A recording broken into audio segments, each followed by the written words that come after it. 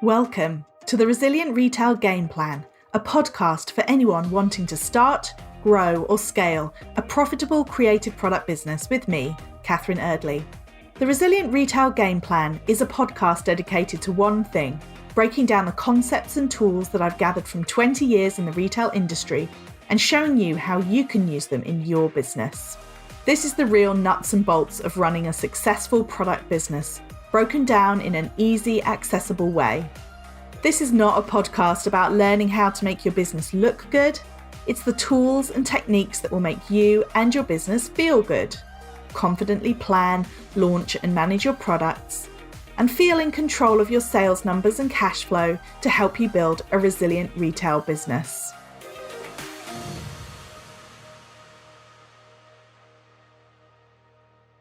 It's nearly time to say Happy New Year, so I thought the final episode of 2021 would be the perfect time for a roundup of the year so far.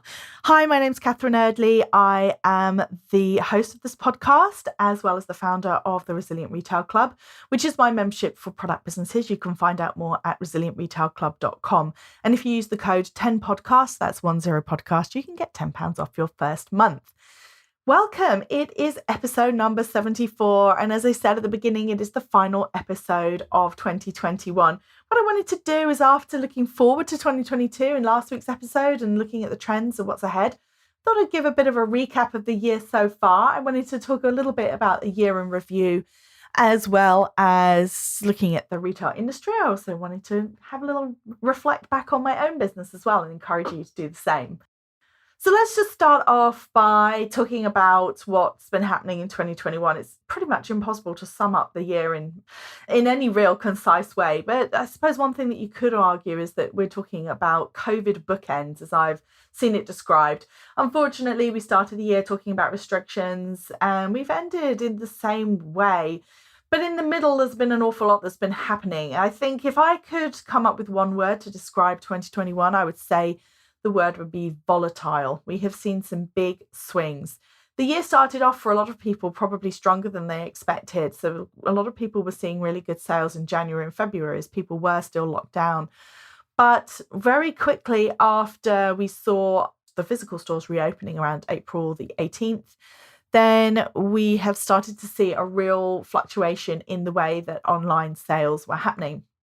Footfall overall was down in the physical stores, but online shopping, which had jumped up to about 36% of all sales, for every pound that was being spent in the retail industry, 36 pence of that was being spent online. That had jumped all the way up for January 2021, but then has really been fluctuating around the rest of the year. So as people started going back to physical stores, and in particular as they started going out and seeing friends again and hospitality started opening up, we've really just seen some really erratic sales.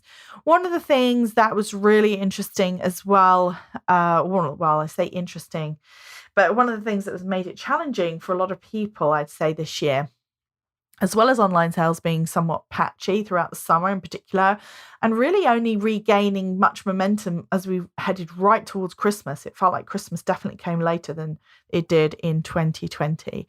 Another thing that's been happening has been the shift to iOS 14, the iOS 14 updates, which was basically in a way an argument between Apple and Facebook. And it ended up with there being a lot more restrictions on how people are able to attribute their ads. And that, coupled with a lot of big players who'd maybe been absent in the ad spending space during the pandemic, coming back and spending more money, meant that a lot of small businesses that for whom the ads worked really, really, really well in 2020, they found that a lot harder in 2021. Things have really been up and down, which is why I would say that my word for the year has been volatile. I don't know if that's something that resonates with you or whether you're thinking, actually, Catherine, it's been pretty steady. But I would say the vast majority of people that I've spoken to, that has been their experience, that things have been really, really up and down. But I think what's interesting, if you kind of zoom out and look at the industry overall, although it has felt very, very much up and down on a month-to-month basis, we are definitely seeing that online shopping it's a real sea change. In fact, despite the fact that it's dropped back after things reopened, realistically, we're seeing that online selling moved forward a total of 3 years. So we're really at the point that we expect to be in 2024 2024, but we're here already in 2021. And that has had some major implications, not just for individual businesses, but actually for pretty much the landscape of the whole country. The reason I say that is one of the articles that I did for Forbes this year was all about the warehousing sector, which, I mean, I'm a massive retail nerd, so I find warehouses absolutely fascinating. But this was, I thought, one of the most interesting and eye-opening articles actually that I wrote for Forbes this year, because it was talking about the size of the giant warehouses that are springing up all over the country. So the research that was done by the UK Warehousing Association and produced by Savills was showing that there was a 614% increase in warehouse occupancy by online retailers over the last 5 years. So there's huge repercussions for the retail sector as a whole, and as well as for the warehousing and logistics sector.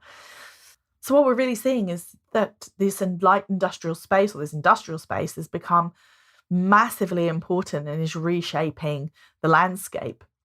So in 2015, the report that I was looking at looked at really a shift over 5 years. So if you go back to 2015, high street retailers were the dominant occupiers of warehouse space.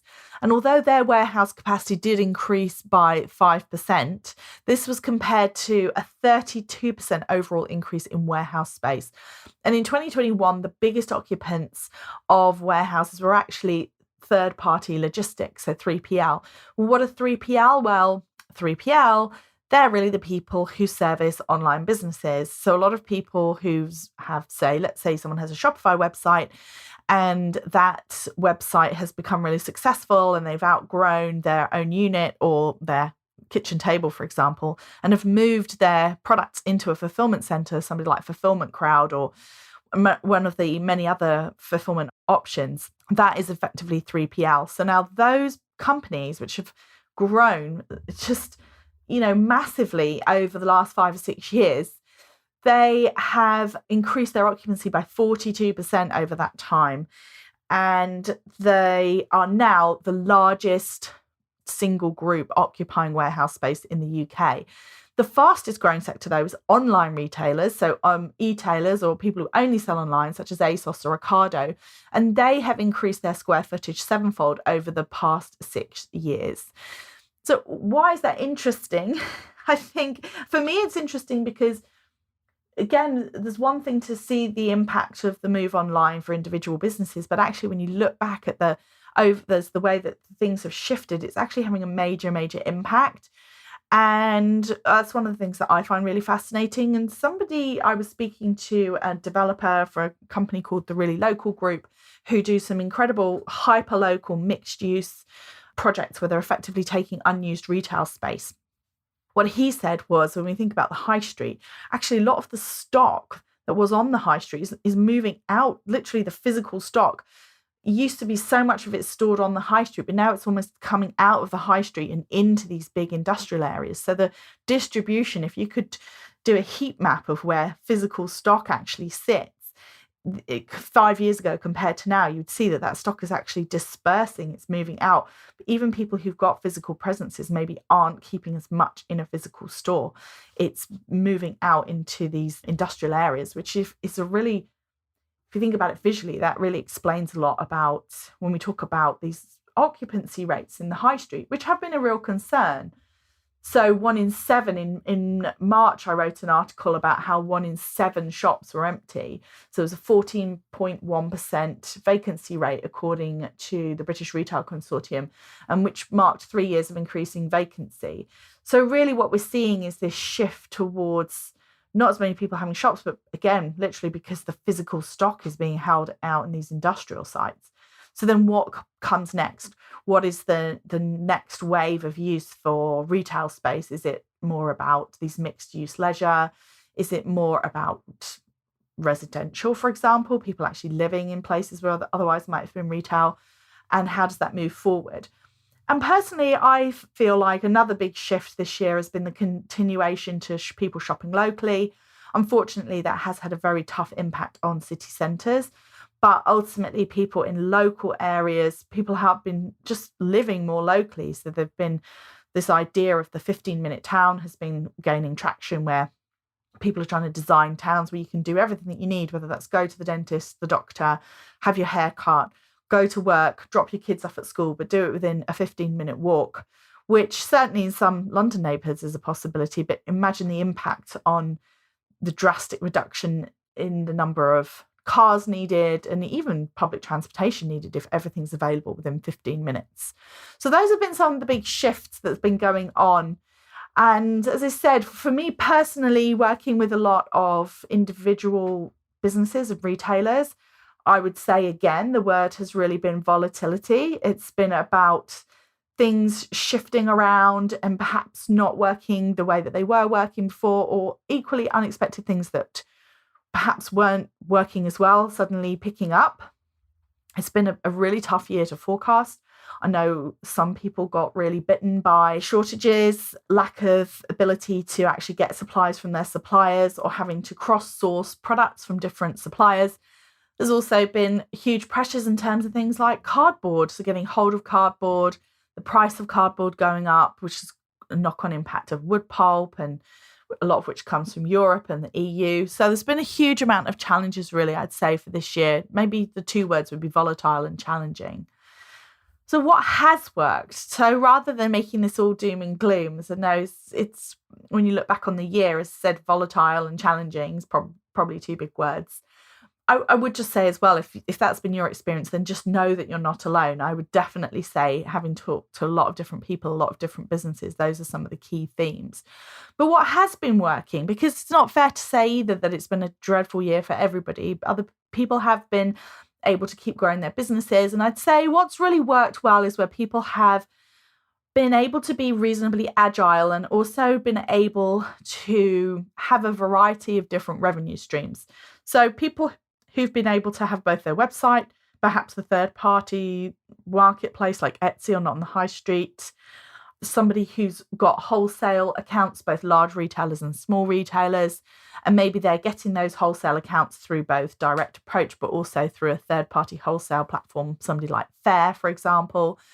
Then there's a huge amount of benefit, especially when things are tough and volatile and changing a lot, to being able to have these different revenue streams. And I'd say those are the people who've probably weathered this storm the best, because they've been able to leverage one when the other one's not worked so well. So when online sales go quiet because everyone's back out in stores, maybe they're getting more calls from their wholesalers. When the stores were having to be shut because of restrictions, then they were able to sell through their online. So definitely the people who were exclusively online and the people who were exclusively wholesale found it harder. In 2021, it's definitely pointed to the benefits of having a variety of different routes to market. Even if you're somebody who's got an online website, but you were also able to really leverage your ability to go to, for example, craft markets, then that's also really key. It's really important to be able to both meet people in person and online, if at all possible. Not possible for everybody, for sure. But if you're feeling frustrated, or you're listening to this and thinking, yeah, it's been a really tough year and I don't really know how to move forward, I would ask yourself, are there any other revenue streams, other ways for you to branch out a bit and to try some different things so that you can offset one against the other? You're not putting all of your eggs in one basket. I think that also is really very true for marketing as well. If I look at the people who've been most successful at promoting their businesses, people who had a variety of marketing methods at their disposal were able to leverage them at different times according to what wasn't working. In other words, not having all your eggs in the Insta basket has been really beneficial for a lot of people. And I'd say the people who'd already put a lot of time and effort into their email marketing, for example, were able to reap those rewards, as well as not being overly reliant on Instagram at times when it was particularly quiet, or at times when the Instagram advertising or Facebook advertising was really difficult as well. So looking at a variety of marketing methods, continuing with things like PR outreach, investing in email marketing, building loyalty, those are all really key recipes for success in 2021. And effectively, that's going to be true, I think, in 2022 as well. A lot of the time, what's worked well is some of the real fundamental principles about retail. So controlling your costs, making sure that you're making enough money every time you make a sale. Those are all some real fundamentals that, again, just mean that when things are tough or things are a bit more volatile, if your costs are really well controlled and you are profitable, then you've just got that much more leeway, that much more wiggle room than if everything's down to a razor's edge, a wafer thin margins, which means that a small shift in costs can have a catastrophic effect.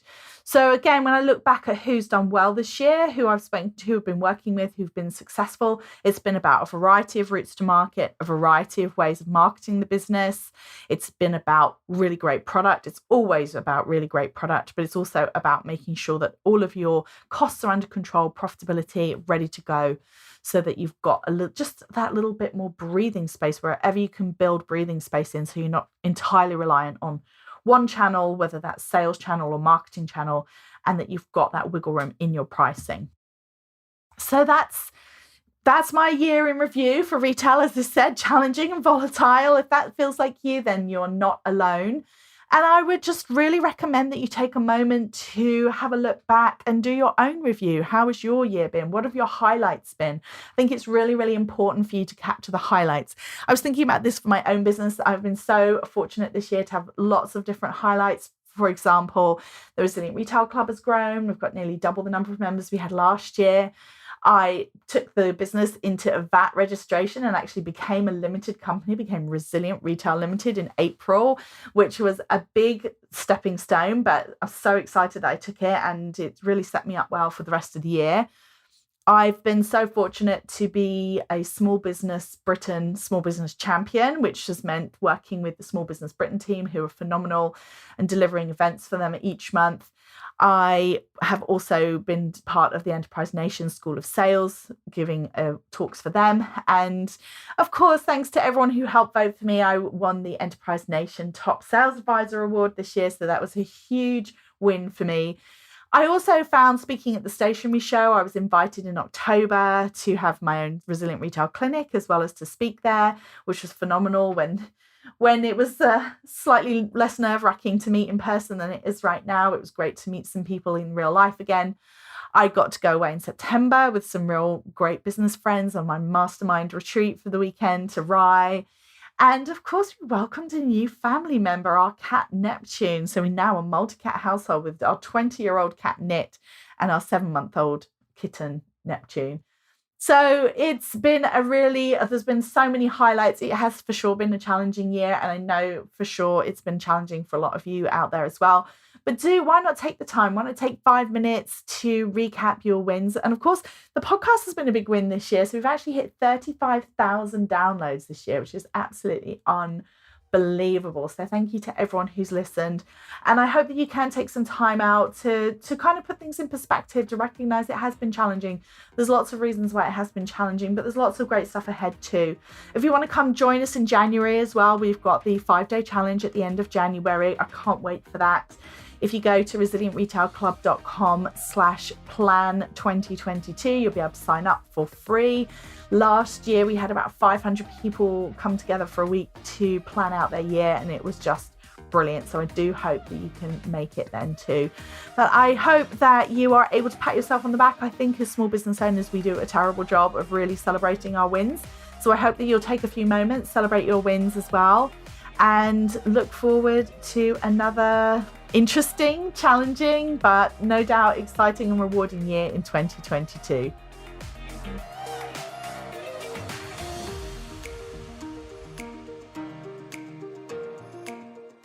If you've enjoyed this week's episode, then I invite you to check out resilientretailclub.com.